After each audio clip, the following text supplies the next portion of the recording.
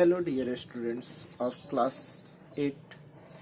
Here we are going to start the next part of the video of chapter 2. In previous parts of the video we have studied about the density, how to find the density, how to calculate the density of liquid, how to calculate the density of a solid, relative density, how to find the relative density. And in the next two videos we have seen how to solve numericals related to density. Now we are heading to the topic towards the comparison of densities of solid, liquid and gases. Okay, so first of all, please be careful about the densities of a state of matters, that is solid, liquid and gas. As we know that the particles of a solid are closely packed, means that there are many number of particles present in a very small space. That's why the density of solid substance generally, not in always but generally, higher than the density of liquids and density of gases. Okay, as the particles of gases arranged in and occupy very small particles, very less particles occupy very large amount of volume. That's why the density of gases is very less. Means that density of solid, I'm writing in short, density of solid is greater than density of liquids, greater than density of gases. Okay, generally the density of solid substance is higher than the density of liquids and gases.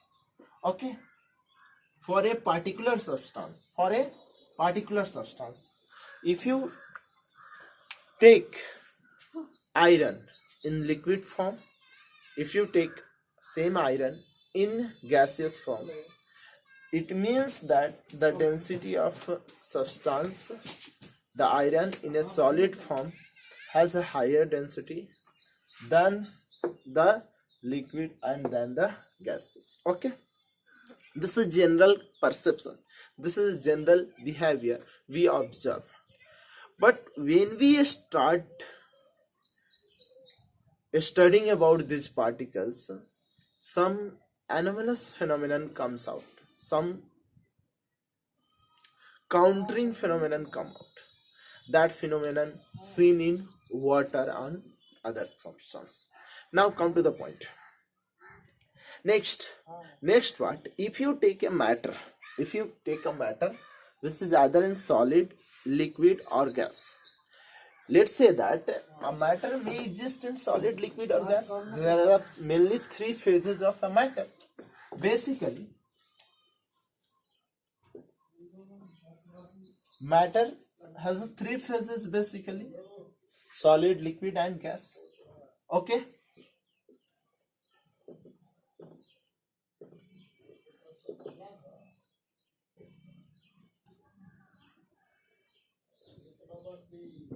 gases. Okay, solid, liquid and gases. Basically when we heat any matter, in the state of solid, it becomes liquid, it becomes gases. When we supply heat to a phase of matter, that is a solid state, it becomes on heating, observing energy, and its particles start taking a space greater than it have. Okay, so if we heat any solid substance, it becomes liquid. Means that when more heating, it may convert into gases. Okay, means that what happens to this substance, the volume of substance just be greater on heating, means there is a expansion means there is an increasement in length, width and height. There is an increasement in length, width and height. There is an expansion in three dimension of any solid. When we heat any substance, any phases of matter, there is an expansion in three dimension, that is length, width and height. That expansion leads to that body as a volume increasement. Okay, volume increasement means that any substance which is heated, which is given energy from outside, it will expand, its volume will increase. Okay, when we heat any liquid substance, its volume will increase because of expansion. When we heat a gaseous substance, it's also expand and its volume will increase. Definitely means that it is a idea that when we heat any substance, definitely it will expand, its volume may increase. Okay, after heating, its volume may increase. Now, as we know that density is equal to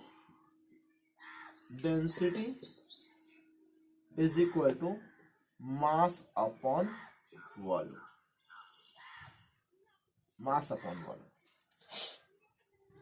When we heat any substance, there is no change in mass.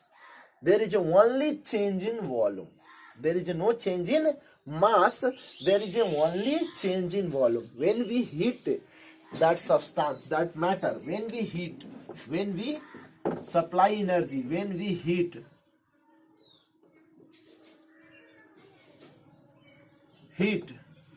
definitely its volume may increase, but mass will be constant. Due to this increasement of its volume, its density will decrease. As we know that density is equal to mass upon volume. Mass is constant, it is not changing, constant. Volume is changing, volume is increasing, that's why density will decrease. Okay, means that there is an inverse relation between density and volume, inversely proportional to each other. If we increase volume, definitely density will decrease, and if we decrease volume, definitely density will increase. There is an inverse relation between density and volume. It means that when we increase volume, the density of that substance will decrease. When we decrease the volume, the density of that substance will increase. Okay, this is the general behavior of any substance. Okay, means that when we are supplying heat to any substance, its volume will increase, means that the density of that substance will decrease. Okay, so there is a two phenomenon we have understand, that when we supply heat, when we give heat to any matter in any state of its, okay, either in solid, liquid or gas, definitely it will expand. After expansion, its volume will increase, whole and soul, its volume will increase, and that volume increasement leads to the volume density decreasement of that substance, okay, because mass will be remains constant to supplying the heat. Okay, now come to the point that what happened to the water. That phenomenon is also called as anomalous expansion of water. What happened to water? Let's take a substance that matter is water. In a general case, if we'll increase the temperature of that substance, definitely volume will increase. There is an expansion in volume. Okay, so there is a decrease in density. But for water, this behavior is different for the sake of this nature. Okay, that behavior is called as anomalous behavior. Okay, come to the point. What is anomalous behavior? As we know that in general, when we increase the temperature, volume will increase. When we increase the temperature, volume will increase. Okay, increasing temperature, volume will increase. But with water it not happens. When we heat water from 0 degree to 4 degrees Celsius, 0 degrees Celsius to 4 degrees Celsius, on the increase of temperature, its volume will decrease. Its volume will decrease. Okay. With the increase of temperature from 0 to 4 degrees Celsius, its volume will decrease. That's why with the decrease of volume, its density will increase. Density of H2 water will increase because of its volume decreases with the increase. This happened to the temperature 0 to 4 degrees Celsius. After this temperature, on the increase of temperature, its volume will increase again. If its volume increase, definitely the density will decrease. Okay, after this temperature. So on the temperature of 4 degrees Celsius, the density of water is maximum. So on the temperature of 4 degrees Celsius, the density of water will be maximum.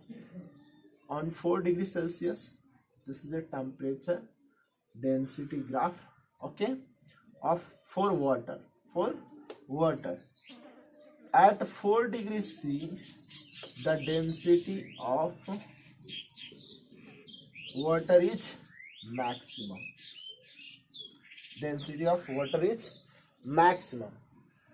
Before the 4 degrees Celsius and after the 4 degrees Celsius, the density of water will decrease. If we decrease temperature from 4 degrees Celsius to 0 degrees Celsius, its density may also decrease. Okay. If we increase the temperature from 4 degrees Celsius to a higher temperature, its density will also decrease. Okay. At 4 degrees Celsius, its temperature is higher. That phenomenon is called as anomalous expansion of water. This phenomenon is called as anomalous expansion of water because at this temperature, water has highest density. Because why it is called anomalous? Because each and every matters on whatever be the state, on increasing the temperature, its volume may increase and its density will decrease.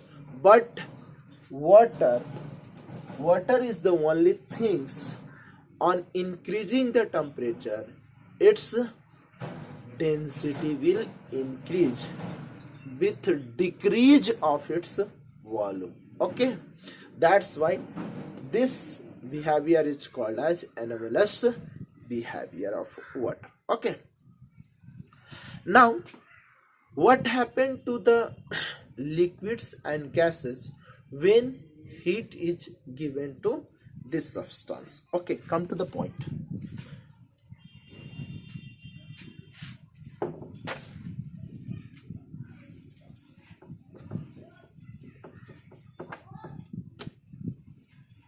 When we heat any liquid or gases, first of all we will understand liquid, after that we will understand the gaseous part. Okay,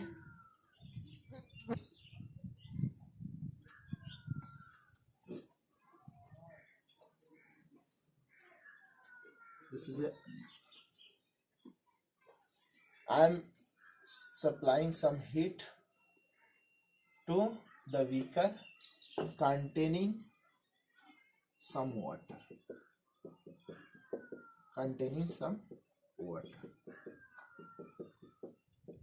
okay, it has some liquid. You may take as a liquid or water, something. Okay, liquids or water you may take. Okay, what happens if we supply heat? If we supply heat to the water or any liquid things, as the molecules of water or particles of water, some particles are near to the heat level, and it is nearer. Okay, that's why it will gain energy higher than these all particles which is above, on the above level. Okay, this will get energy and expand itself. This particle will get energy and expand itself. For example, there is a particle whose volume is something. Now it has taken energy and expand itself. Its volume has increased. As its volume has increased, means that its density has decreased. Okay, as its volume has increased, means that its density will, the particles density will decrease. Okay, that's why this particle will start moving upward. Okay, this particle will start moving upward. Okay, in this way the particles which is nearer to the heat will start moving. Okay, definitely it will start moving upward. What will happen to the particle above this? That's why after taking energy, it expands itself. Its density has decreased, means that it will start moving upward.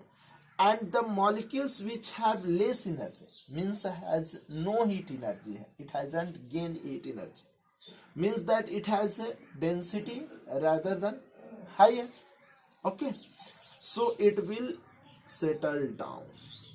It will take energy, it will move up, settle down. That will happen like this. It will get energy, it will move up, and the particles which have less energy will move down. Okay, this phenomenon is called as convection. This process is called as convection process. Convection process leads the heating of water or liquid substance or a gaseous substance.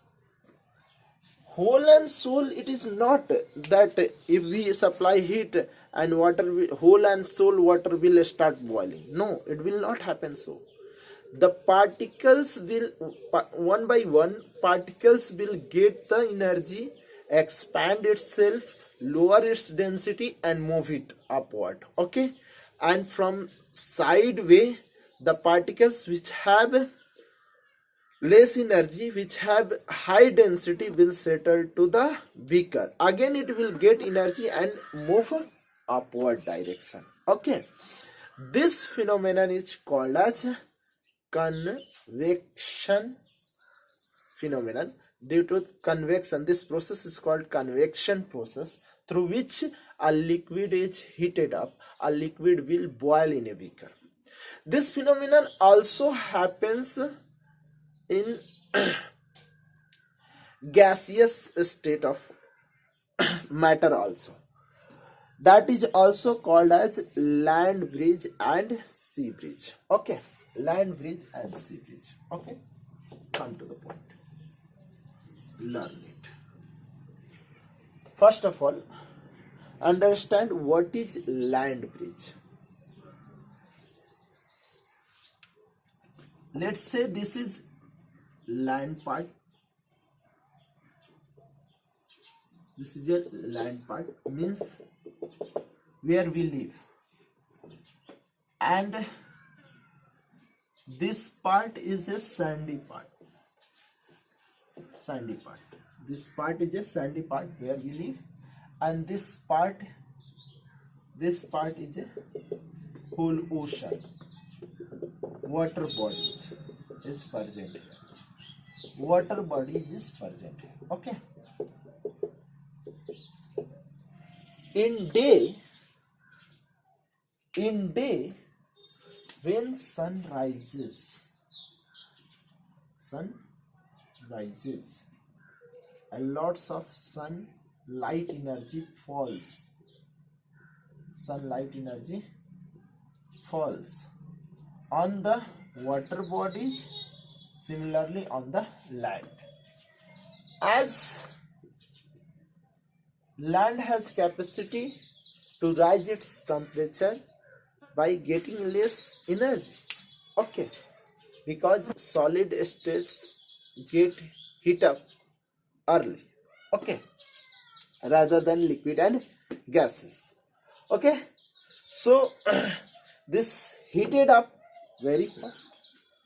Land, water bodies.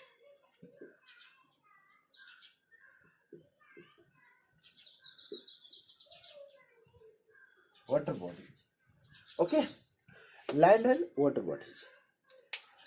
Here it will heated up with high temperature.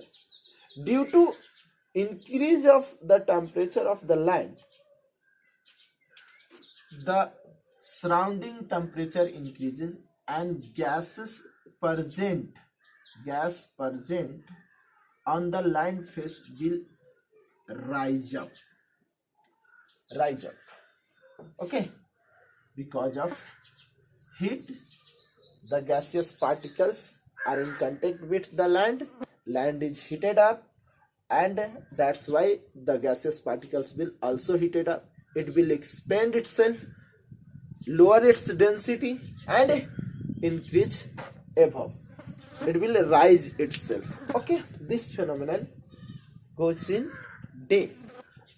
During that time, water bodies has still not raised the temperature as much as the land body. Okay, that's why this part of water bodies is cooler than the land. Here, when the gases are rises above or rise above itself, the space here become vacant. The space here become vacant. So some airs blow from this to this region, from sea to land. From sea to land.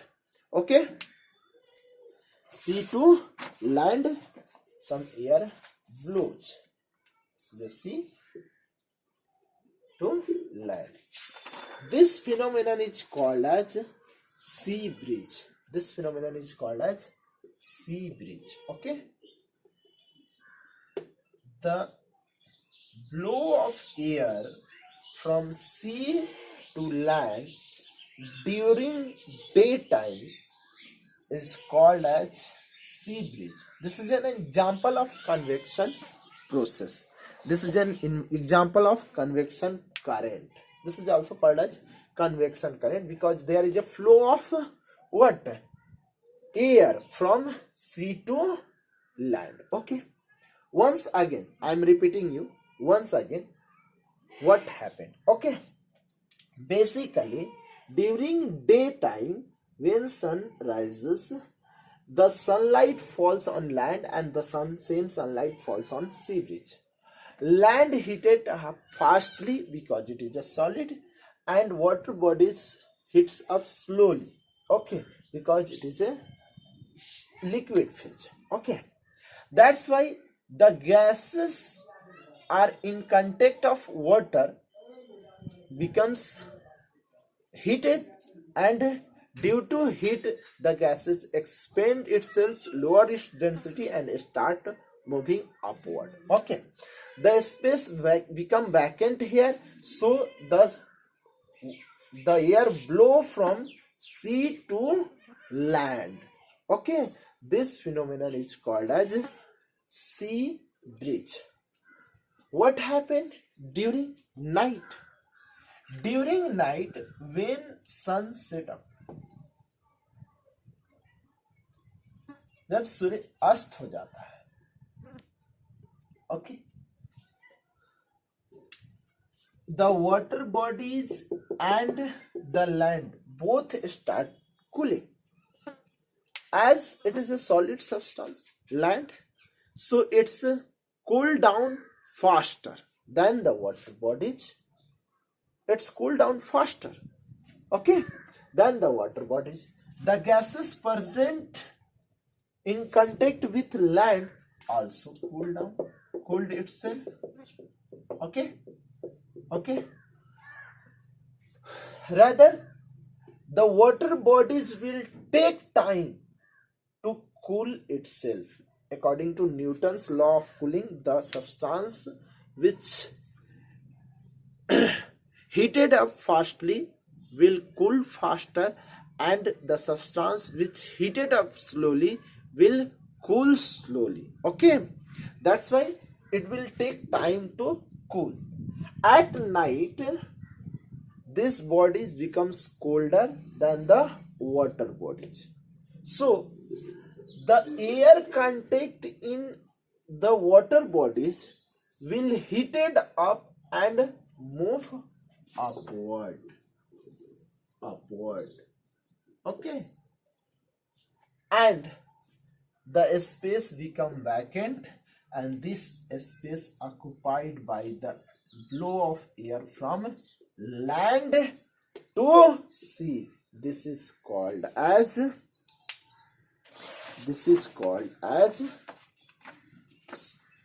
land bridge. This is called as land bridge. Land to sea. This is called as land bridge. Okay. And this is an example of convection current which we study in heating some liquids in a beaker, which we are studying in heating some gases. That is the example of sea bridge and land bridge. So, okay dear, I hope that you are able to understand.